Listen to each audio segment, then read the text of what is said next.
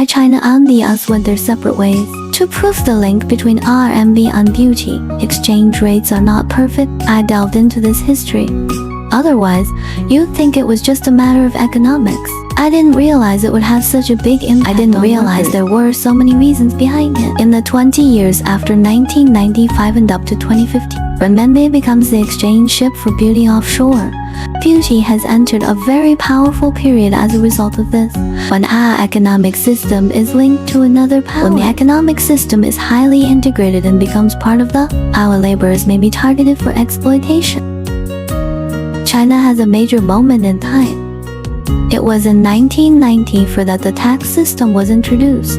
Official concessions to localities led to China's land rent economy. This ground rent economy is in a sense only international in character. The second component is the 1995 consecutive exchange rate. Roughly put, the financial sovereignty, a good portion of them have made some kind of concession. Many of you may not understand. There's actually a deeper reason for this concession. For example, in the realm of ideas, we basically accepted the Fed's management system for Americans and consciously connect the RMB credit with the beauty credit.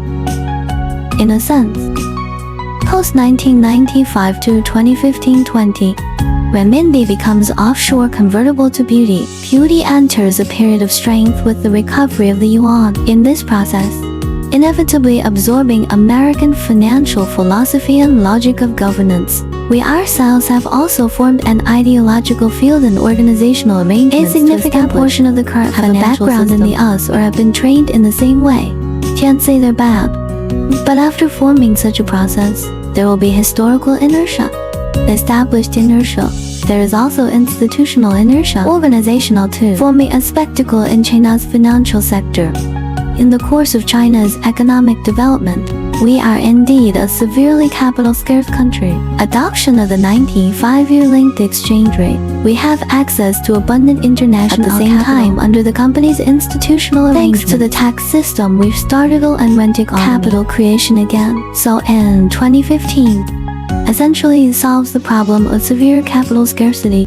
Even after 2015, started exporting capital overseas at a particular time in China has become the world's walking away from the capital of the first state, beginning of the exodus throughout history.